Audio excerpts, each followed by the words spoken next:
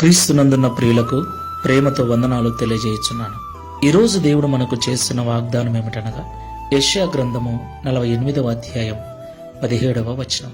నీకు ప్రయోజనము కలుగునట్లు నీ దేవుడనైన యెహోవానగు నేనే నీకు ఉపదేశము చేయుదును, నీవు నడవవలసిన త్రోవను నిన్ను నడిపించుదును. ఆమేన్.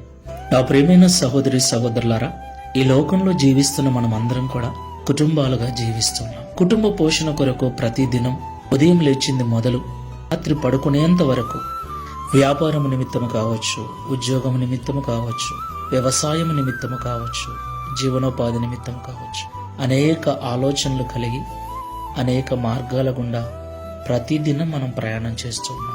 ప్రియులారా, అనుకున్నది అనుకున్నట్లుగా జరిగితే ఎంత సంతోషమో కదా.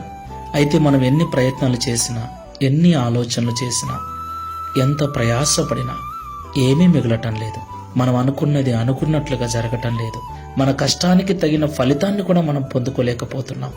అవును ప్రియులారా, ఎంతో మంది సహోదరి సహోదరులు నాకు ఫోన్ చేస్తుంటారు. అన్నయ్య, రాత్రినక పగలనక కష్టపడుతున్నాం కానీ ఏమాత్రం ప్రయోజనం లేదన్నయ్య.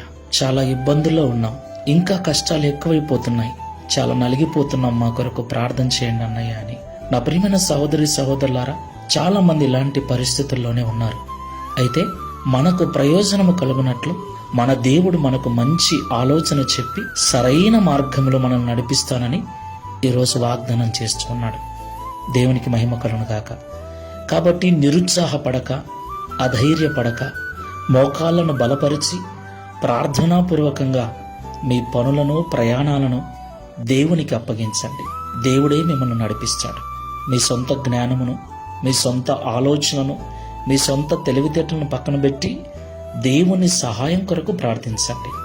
తప్పకుండా ఆయన విజయాన్ని అనుగ్రహిస్తాడు. ప్రార్థన చేసుకుందాం. ప్రేమ స్వరూపుడమైన తండ్రి, పరిశుద్ధమైన ప్రభువా, మీకు స్తోత్రాలు చెల్లిస్తున్నాం. అవును తండ్రి, ఇంతవరకు ఎన్నో ప్రయత్నాలు చేశాం, ఎన్నో మార్గాల గుండా ఎన్నో ప్లాన్లు వేసుకొని ముందుకు వెళ్ళాం. కానీ లాభము కంటే నష్టమే, విజయము కంటే అపజయాన్నే ఎక్కువగా పొందుకున్నాం. చివరికి ఏం చేయాలో అర్థం కాక నిలబడిపోయామయ్యా. ఒకసారి మా వైపు చూడండి. మమ్మల్ని గెలిపించడానికి ఈరోజు మీరు మాతో మాట్లాడినందుకు స్తోత్రాలు. మాకు నిజంగా ప్రయోజనకరమైన మార్గములో నడిపిస్తానని, మంచి ఉపదేశము చేస్తానని మాతో మాట్లాడారు.